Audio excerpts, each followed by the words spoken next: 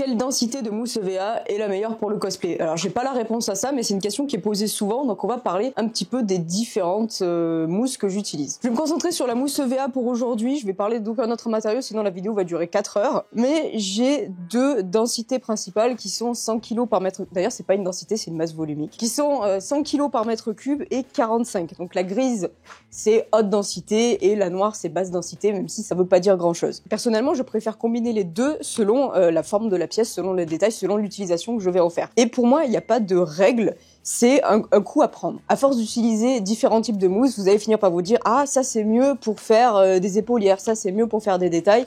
Et c'est vous qui allez décider de ce que vous utilisez. Si vous achetez de la mousse EVA sur un site dédié au cosplay ou chez un grossiste, vous allez avoir plusieurs indications, généralement l'épaisseur, la taille des plaques, et la densité ou plutôt la masse volumique, et ça va vous indiquer à quel point la mousse est dure. Si vous achetez votre mousse un peu n'importe où, souvent sous forme de dalle puzzle qui s'emboîte ou que vous la récupérez dans une poubelle, vous risquez de ne pas avoir accès à ces informations. Alors vous allez déterminer quelle épaisseur ça fait, mais vous n'avez pas d'informations sur la densité et donc vous allez vous servir de vos doigts. En appuyant dessus, il est très facile d'avoir une idée de la densité de la mousse.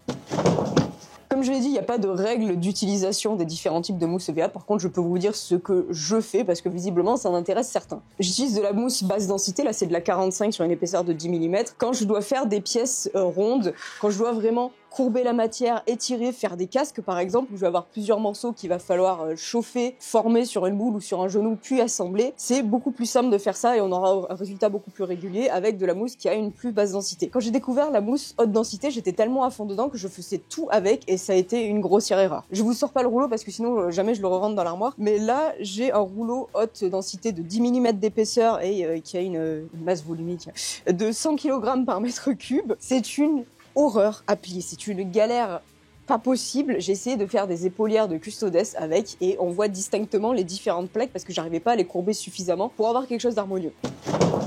Au contraire, sur des pièces que vous n'allez pas vraiment thermoformer, mais que vous allez poncer, si vous avez besoin de faire des détails, des gravures, c'est super parce que ça se ponce très proprement. Ce casque est un très bon exemple. J'ai fait la base avec de la mousse basse densité 10 mm, et puis tous les détails avec de la mousse haute densité en 5 mm. Drazar, par contre, a un design qui se prête très bien à l'utilisation de mousse haute densité pour toute l'armure, parce que ce sont des plaques segmentées qui se recouvrent, il n'y a pas vraiment de courbe. Au contraire, il y a du détail, il y a du ponçage, il y a des textures faites en chauffant la mousse et en mettant du simili-cuir dedans, et là la mousse haute densité était parfaite pour ça, et je crois d'ailleurs qu'il n'y a absolument pas de mousse basse densité dedans. Quand vous regardez mes vidéos, c'est très facile à déterminer parce que ma mousse haute densité est grise et basse densité est noire. Bon là il y a de la mousse marron qui est...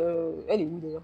Il y avait de la mousse marron que j'ai acheté justement un peu n'importe où, elle est là-bas, et qui est très haute densité. Je pense que c'est au moins le double de la grise. J'en ai pas encore l'utilité, mais j'en ai, on sait jamais.